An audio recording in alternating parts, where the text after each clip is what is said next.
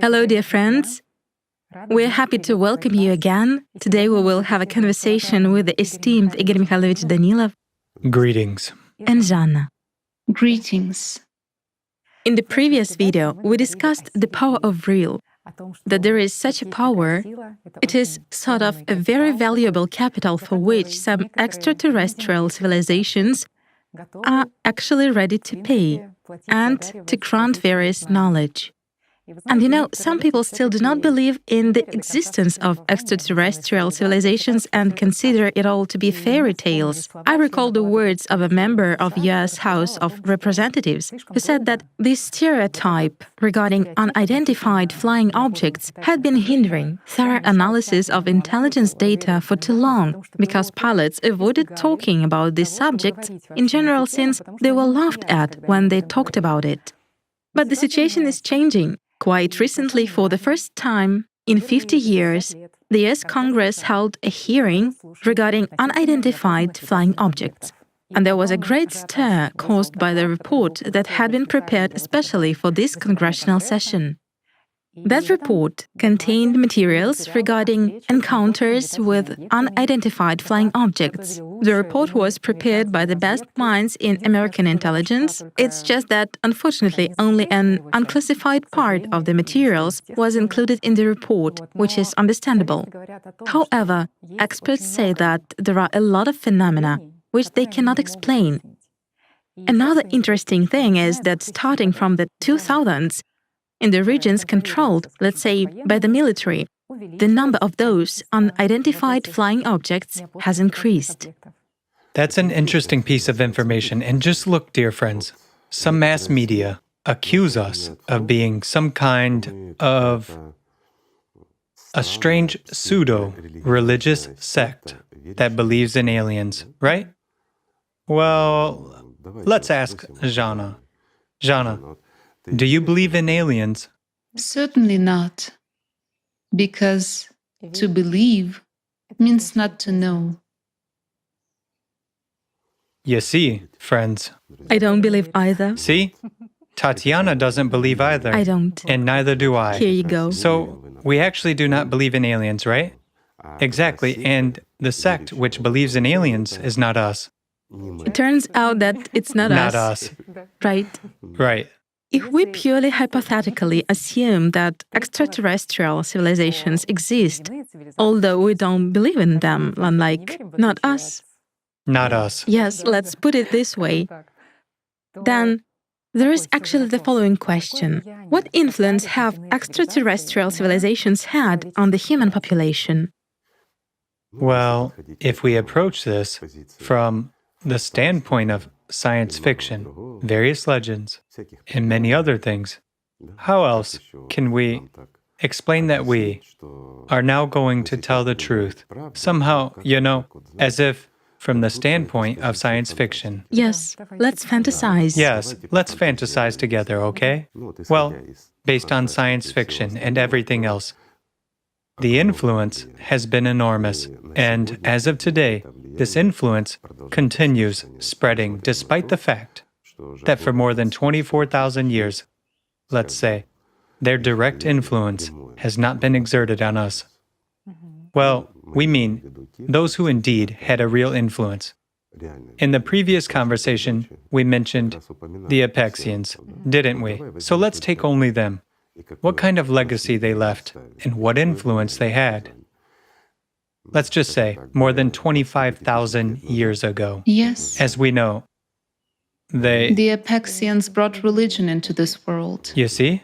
Yes, and not only did they bring it, but why did they do that? It was actually done so that masses of people would purposefully invest their attention in images of the Apexians. They elevated themselves to the rank of gods so that people would pray to them and ask for what?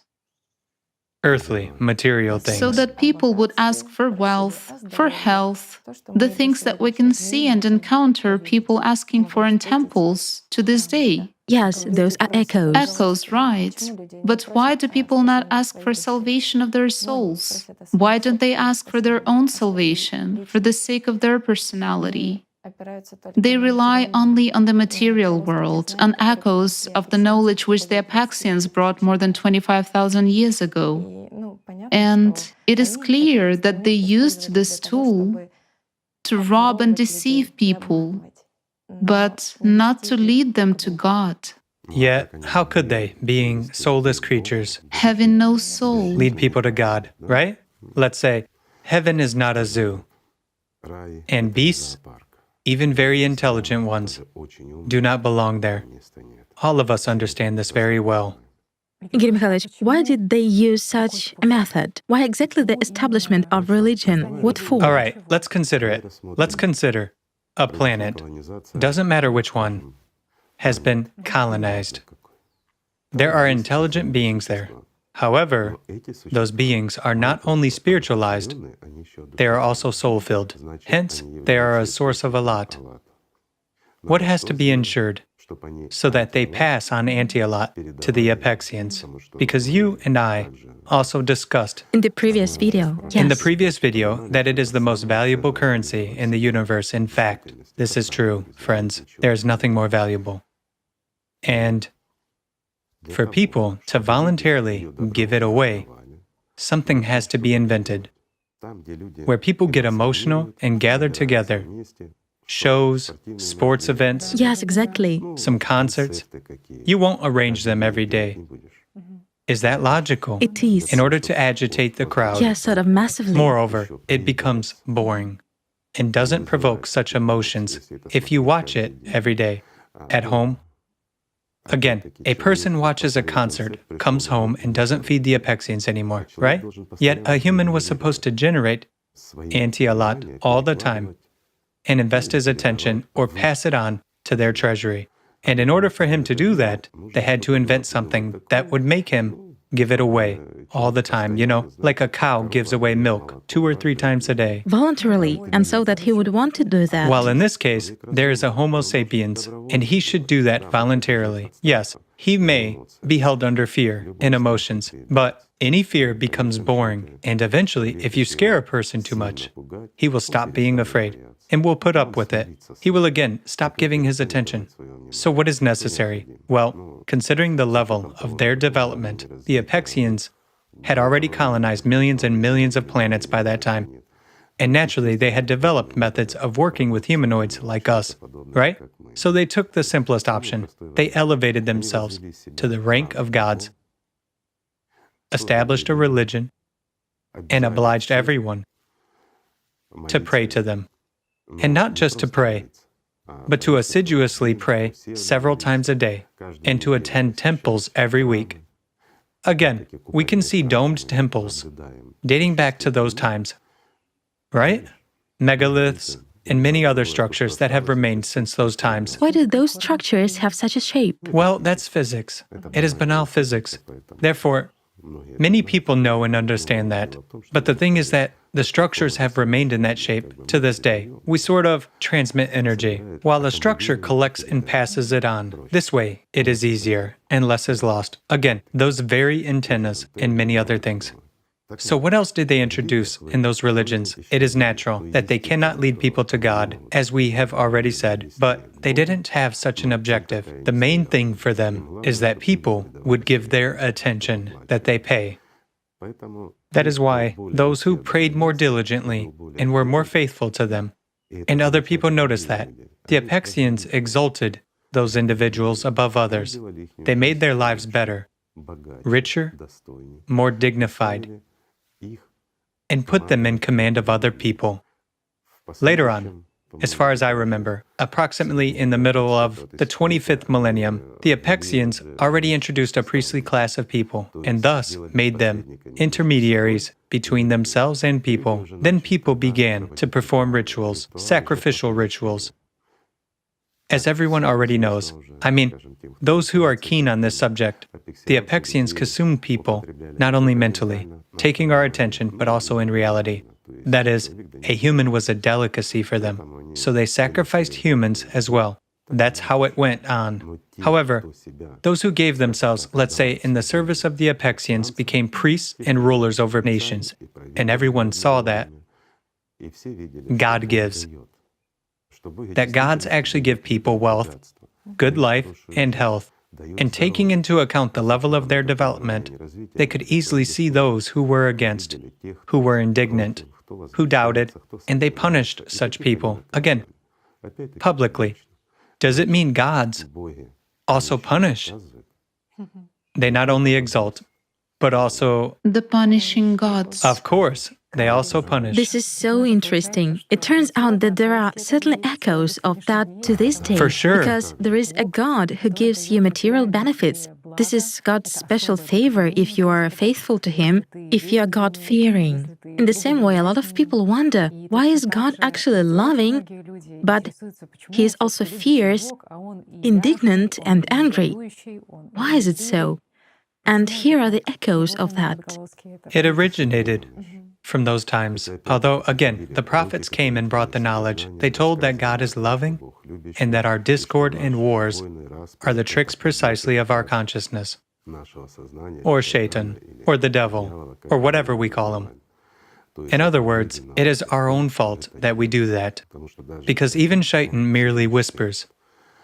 He prompts us, but doesn't force us to do that. Why? The freedom of choice. We do that ourselves. Even the Apexians couldn't force people. They simply deceived and exploited them.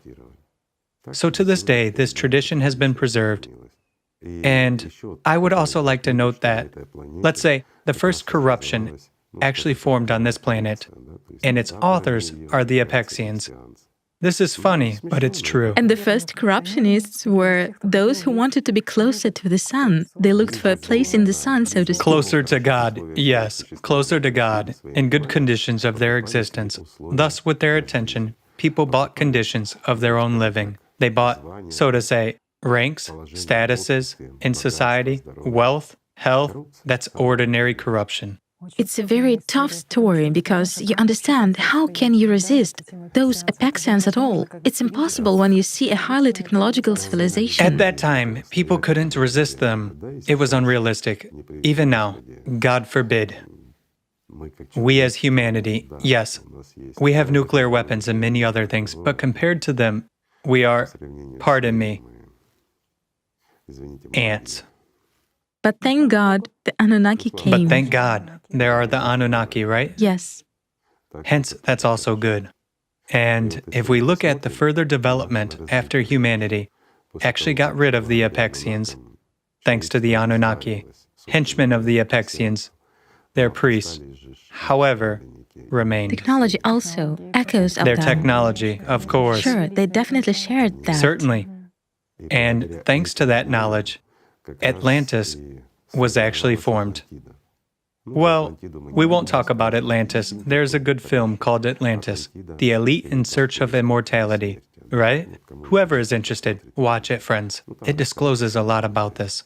So we come to the point, which is actually described in this film, when El's children had fun, so to say. They started carrying out genetic modifications of all humankind. In other words, they divided people into races and endowed them with certain traits. And one of his smartest sons created a nation, the smartest one. Thanks to which, let's say, he defeated his brothers in their games. Well, we know how it ended. What was this nation distinguished for? What made it peculiar? I'll try to put it gently, in order not to hurt or offend anyone. Friends, this can be verified and confirmed. In this nation, which is still dominant among all humanity today, this is really true. They began to dominate back then, and still do nowadays. During genetic modification, the Apexian genes, that is, the Apexian code, was embedded into them. 4 genes were taken from 4 Apexian females and were embedded. In other words, there are 4 types. And these genes are transferred solely via the maternal line. However, 1 more gene was taken as well. This son of El, so to say, took it from the grave of a very high-ranking Apexian. It's a gene of superiority, an elitist gene that he embedded precisely into a male individual. Unlike other genes, this gene is transferred via the male line and solely to men. If those 4 genes, which originated from women, are transferred solely via the maternal line, and only women can transfer them, while a man doesn't transfer them. In this case, it is vice versa. But this gene prevails over those ones. If we take those genes, which are female ones, so to say, of the 4 types, they have actually elevated this nation over all the rest. People have become much smarter. And to this day, they prevail in their intellectual capabilities. As for the gene, which is transferred via the male line, it is strikingly different because it has endowed men who have this gene with unusual abilities, I would say mental ones. A simple example: if a man is a carrier of this gene and he has been properly developing, if he just enters a room with 10 people in it, he can easily characterize any of them. He starts feeling and perceiving people. You know, there is a connection between insects. Insects can sense each other at big distances at that. So, a similar ability emerged in those men thanks to this gene. It really makes them much superior to others. Why? Because they perceive, understand, and feel everything. Perhaps they also have the gift of foresight. Certainly, foresight. Of events and people. They perceive in a completely different way. Their consciousness works differently. It is much more productive, let's say. They will see what we won't see. Hence, they have such a gift. Naturally, such people can easily rule countries, nations, and anyone. Also, in the priestly class, these particular people are far from being the last, so to say. Igor Mikhailovich, if we talk about the rest of the nation, who are different from the carriers of the superiority gene, or whatever it is properly called, it turns out that all of them originate from the 4 females. Are those the 4 types of people? It's the 4 types. Yes, everywhere. It's just that... You see, I'll put it this way. The 4 types are everywhere, among animals, humans, and everyone else. This is very important. Of course. It is interesting because we kind of understand that for soul-filled beings, the 4 types are sort of one thing, how it is distributed. But what is it in this case? Is it some kind of social gradation or In this what? case, it's exactly the opposite. Look, I'll just explain, okay? Let's say, if we consider it from our perspective, the first type are actually those people who are very far from God. Right. The 4th type are those who were born like that. They are very close to God. They have a well-developed perception of the spiritual world through feelings. Yet, if we take the Apexians, their first type is the most intellectually developed. And next, there are more inferior ones. So naturally, they have their own gradation. Thus, they're the first ones for the system, roughly speaking, sort of the first in this hierarchy. Yes, the first ones are closer to the system. Basically, if we look at it, it is somewhat similar, isn't it? But the only thing is that I would compare it to a regular pyramid, okay? It is actually a regular pyramid. It is closer to them. Their 4th type is at the bottom. Well, not even the 4th type. That would be wrong. Why? Because not the whole nation is a carrier of this gene. Let's say, approximately a half of the nation are its carriers. So, those who do not have the Apexian code are at the bottom. They exactly serve and work for those who are above. Above them is the 4th type. Then the 3rd, the 2nd, and at the top is the 1st. But above them, above all of them, there's that elitist code. I would call it this way. Everything is correct there. Igor Mikhailovich, considering that the Apexian civilization actually, they have such gregarious relationships that they are like... No, they are not gregarious. They have a community. Community. They are very organized. Let's look at an anthill. Let's look at bees, whoever we take. Let's look at... Like everything else in nature, right? Of course, let's look at a lion pride or a gang of monkeys. Everything is in its place. They form a community, a very tight and cohesive one. There is a leader, there's an entourage, and there's everyone else.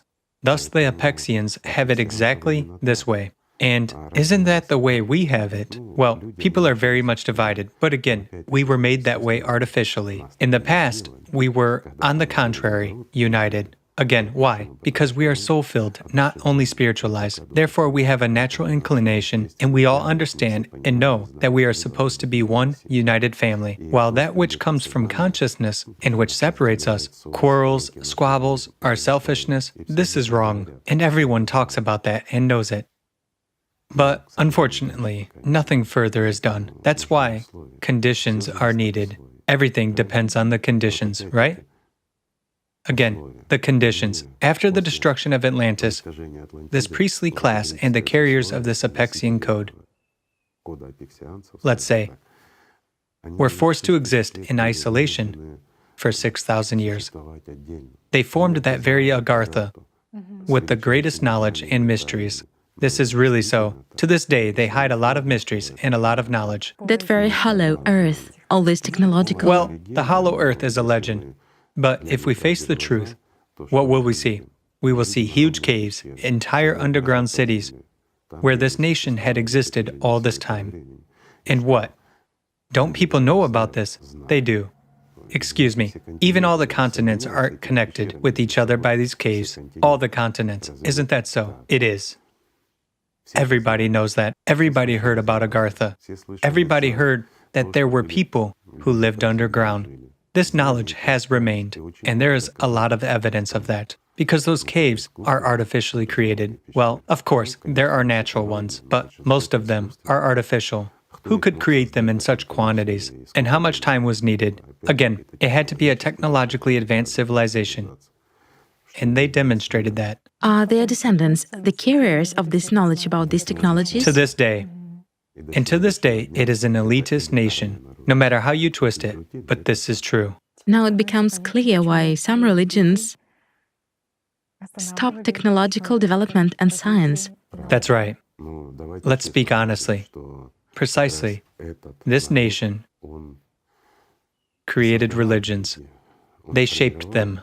Why? Because they knew it to be that way. They had been taught that way. And this knowledge continues to exist up to this day. It's just that the conditions were like that. Right? But how did they manage to come out of those conditions after 6,000 years? Elementary.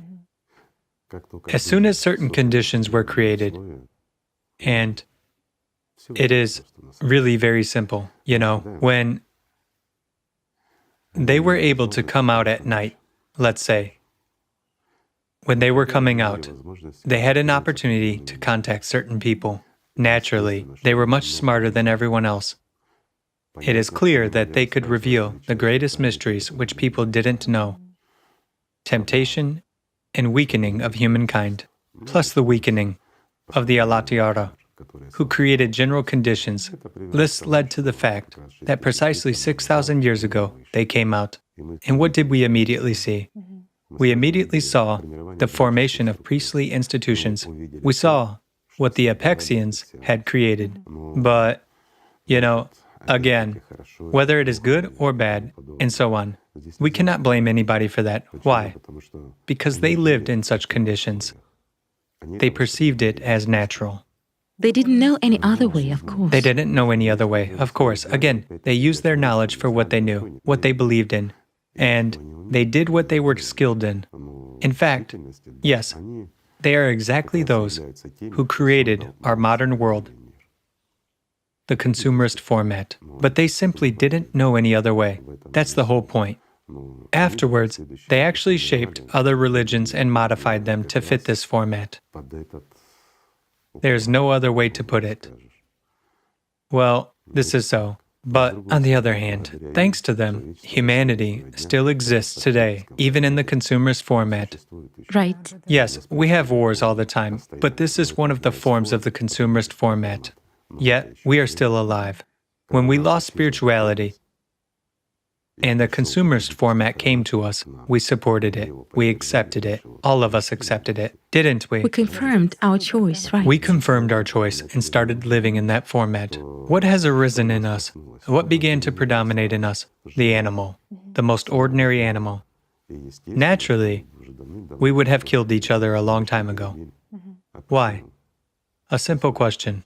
If we look back in history and trace it, always and everywhere, near the rulers, there were the smartest people of those times who were actually creating this history.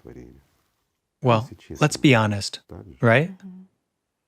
So throughout 6,000 years, they basically managed to organize and retain power. retain the power. Yes. This is a big talent. A tremendous talent. You know, I'll put it this way. They may also be the most necessary people for humanity in the creative society. Why? Because, first of all, they are gifted leaders in the literal sense of the word. They are wonderful organizers. Also, they are the smartest people. I understand that pridefulness might sting some people, but if we face the truth, they are really the smartest. If we exclude this nation, the carriers of the Apexian genes, we would lose at least 25% of our total intelligence, if not more. Well, I'm afraid to say 50%, but 25% for sure.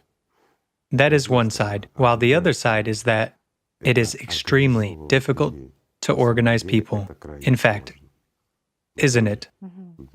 Let's look at any enterprise or anywhere else. If a person doesn't have this talent, then even at a small enterprise, it's extremely difficult for him to somehow synchronize people in their work, right? While these people, manage a huge number of people. Is this also an effect of this gene, of this code? Yes, it is. Again, there is certainly a side effect. Firstly, the carriers, especially of the first and the second types, have a significantly inhibited empathy. Therefore, their logic prevails, over our conscience, pity, or something else. I mean, in the consumerist format, all this is right. You cannot argue with that. It should be that way. Just like in any animal, let's say, community. Isn't that so, friends? It is. However, it is very efficient from the perspective of controlling the masses.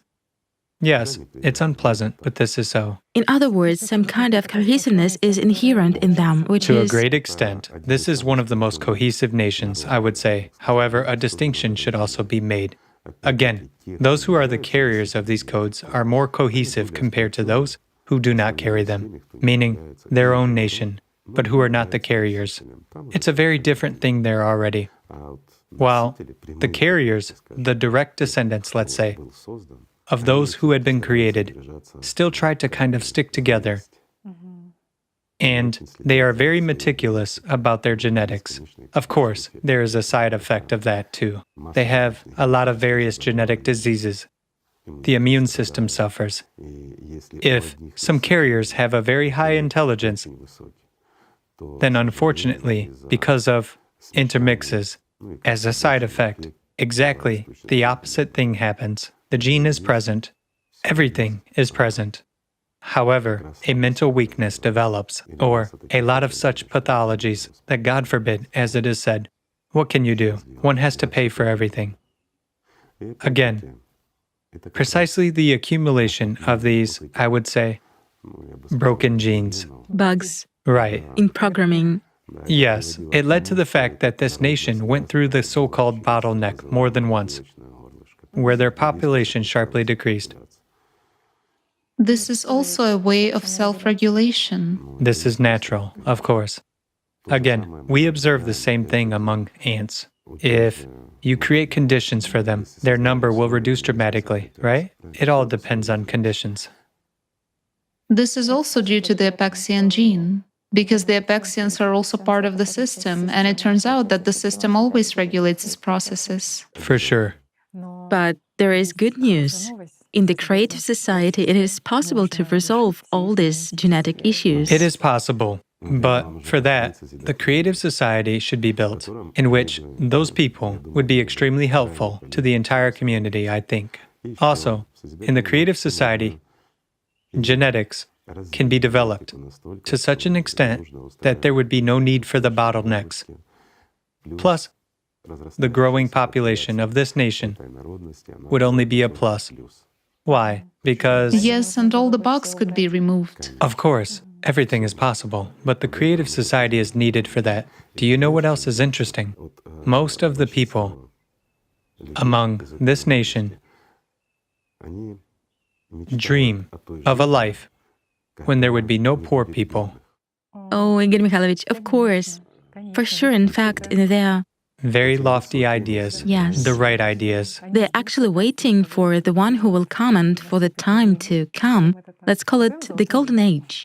The Golden Age. Yes, when their nation would have no poor people at all, when everyone would live in abundance, and that would free up an enormous amount of time for them to study their holy scriptures, for them to live righteously in accordance with, Dreams and wishes are actually good. yes, good ones.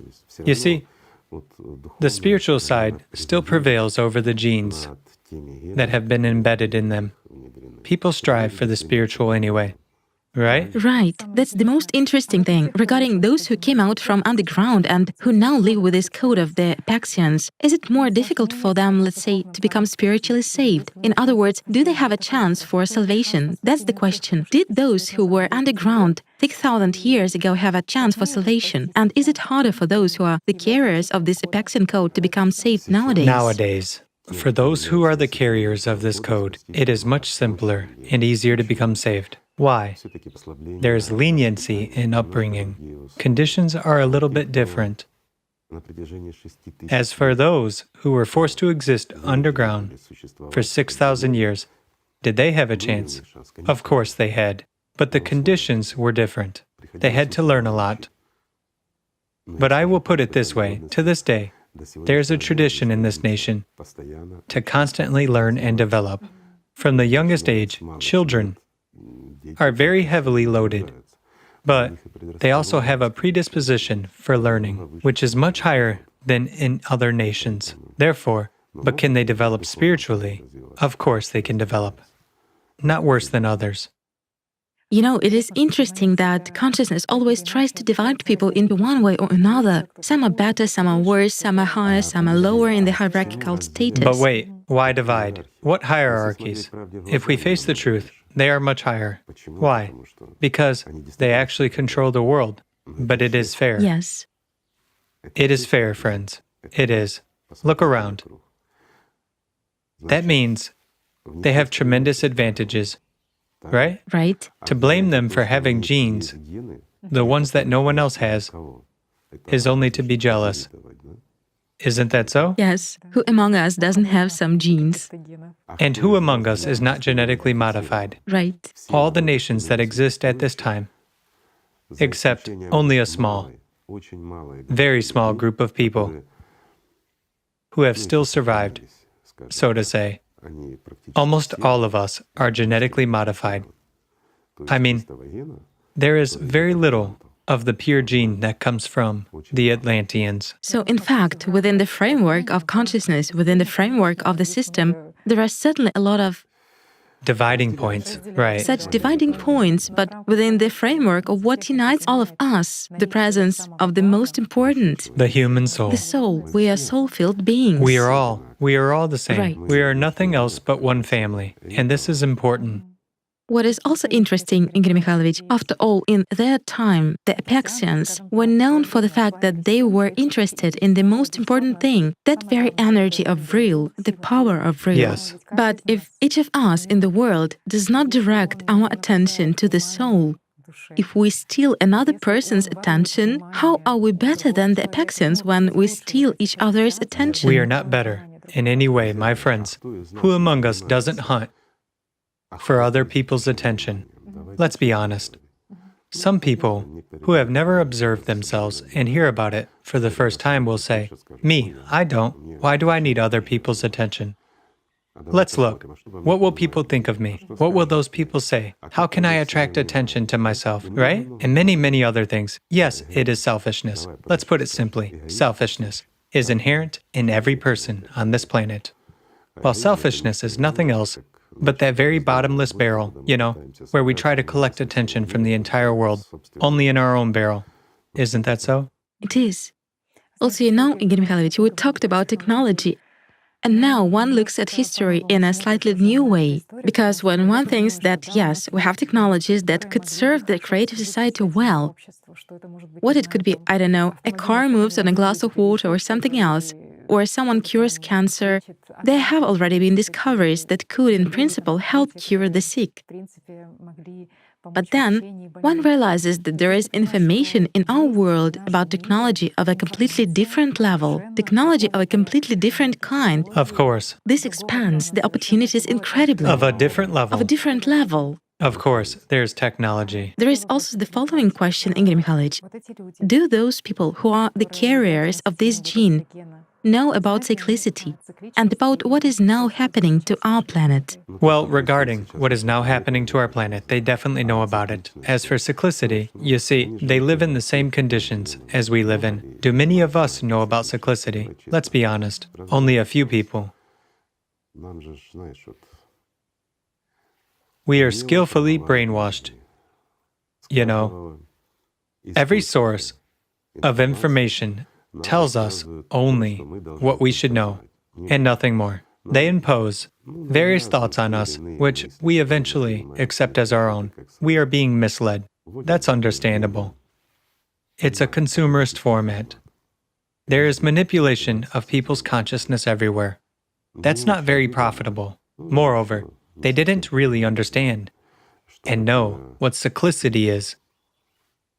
That is why they introduced false theories of the cause of climate change. And one of them is the environmental problem.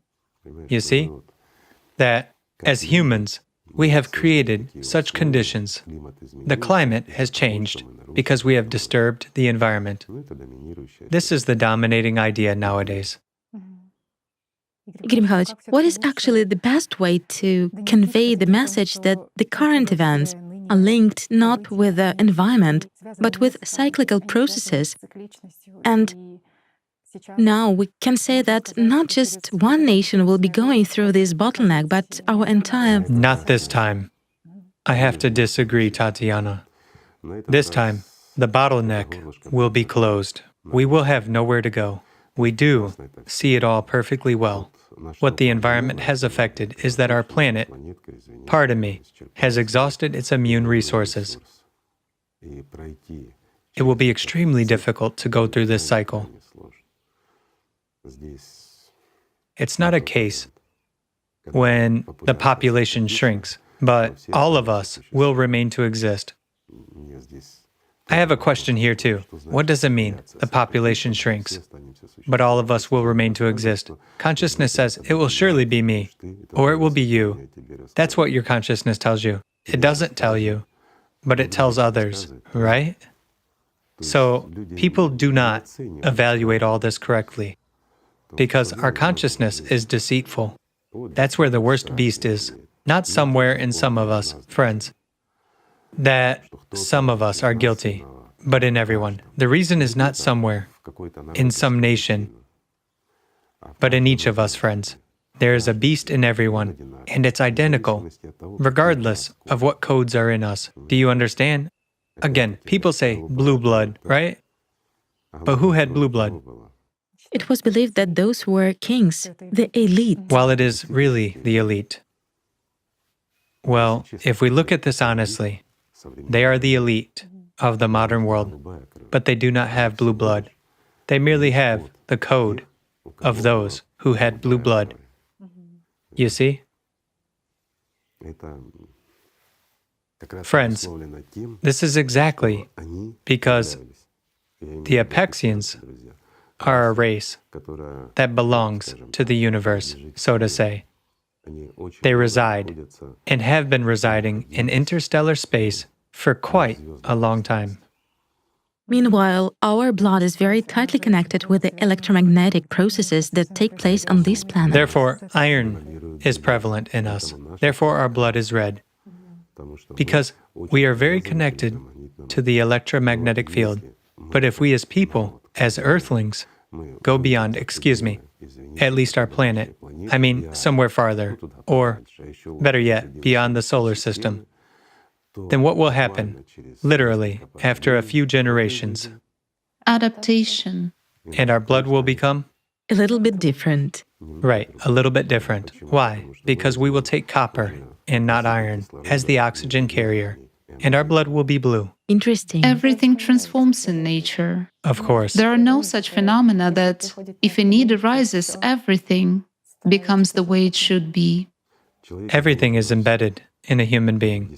In fact, I would even say that humanoids have everything they need to evolve. We are capable of adapting to any conditions, aren't we? We are. You know, it's interesting that in the previous video we also discussed that the Apaxians, being creatures that are not soul-filled, were able to survive and to become a civilization owing to this cohesion. And here you understand that certainly this code of the Apaxians gives people this cohesion. It gives people this ability to organize. Meanwhile, carriers of other codes, well, you know, we both do and doubt at the same time, and that stops us very much. Yes. So we should be aware that we have such peculiarities. You know what? I'll put it this way. Yes, there are cohesive nations, ethnic groups, and so forth, but everybody is far from them. Why? There's no need. Everybody still remains more selfish. While in the case of those people, community prevails over personal ego. All of us have something to learn from them. First of all, the thirst for knowledge, for self-development, for honesty among themselves. Clearly, not towards the rest, but who doesn't live that way? What kind of community? It's like our community is the most important one, while everything else is, well, that's what everyone does, isn't it, in a consumerist format. It's just that for some people, a community is one unit, even you yourself at times. Isn't that so? I'm telling you, exactly. Right, meaning it is not one united egregore, but one unit. 100%. One individual is an egregore. 100%. But can one individual, let's say, actually create a real egregore that unites the entire humanity? Of course not. So there is something for all of us to learn. But we have another side in us. Each and every one of us, despite what our bodies are like, they are just bodies. This is merely reflected on the way our consciousness works and how we, as personality, perceive our consciousness, no more. But each one of us has that which is common to all. It is the soul. This divine code, let's put it so, unites us all. Friends, it is the best thing that can be, and each of us has a thirst and desire for unification, for creating a different world, a right, fair world, without lies, without malice, and without filth. The creative society, or even better, an ideal society, because we all long for the ideal society, you know, just in order to fractally repeat. Here, it should be like in the spiritual world, where a man is brother to a man, and not a beast, as it is now, unfortunately. And everyone has a need. But we cannot implement it. Why? Because consciousness stands in the way, which doubts and criticizes everything, which, again, singles us out and isolates us from everyone else. Why? Because we are material. Consciousness is beastly and temporal. Therefore, it cannot understand eternity. And since it cannot understand it, it rejects it. Right? Moreover, everyone is endowed with talents, and these talents, in fact, should not be something that separates us or be conditioned for our domination. Of course. But we should serve with these talents for the good of society, for the good of one egregore and each other. Right. If we all put all of our talents together, everything that makes us, let's say, human beings, into one money box, can you imagine what the world would be like? Isn't that so? It is. If we invest all of our attention in the prosperity of our world and in the spiritual development of everyone, well, spiritual development is for those. who strive for God. At least, invest in the development of our world to make the world a better place, to make it safe, at least for our children, if not for ourselves. You know, consciousness interferes anyway, but we can do it, friends. Isn't that so? We can create those conditions, right? We can. Of course we can. What is actually required for that? Just a little. To stop being animals. To stop separating someone and accusing someone of something. To stop looking for someone to blame for why our world is like that. And to face the truth. Our world is like that because we are like that, my friends. Isn't that so? If we change, everything will change. But that's if each of us changes. And sees a human being in another person first and foremost. And values one's attention, values and directs it where necessary towards a common goal, consolidation, to really create this world, and not on all the above-mentioned quarrels, conflicts, And divisions, and all that. So we have to value attention, my friends. Right? Yes. And take care of each other. that's the main thing. If we don't take care of each other, it will be the same as always. There will be that which is happening now, when we don't listen to each other, when we don't take care of each other. That's how the world is sliding into what we are all standing on the threshold of. But we can prevent it all. And to do that, as Jana said, we should invest our attention where necessary.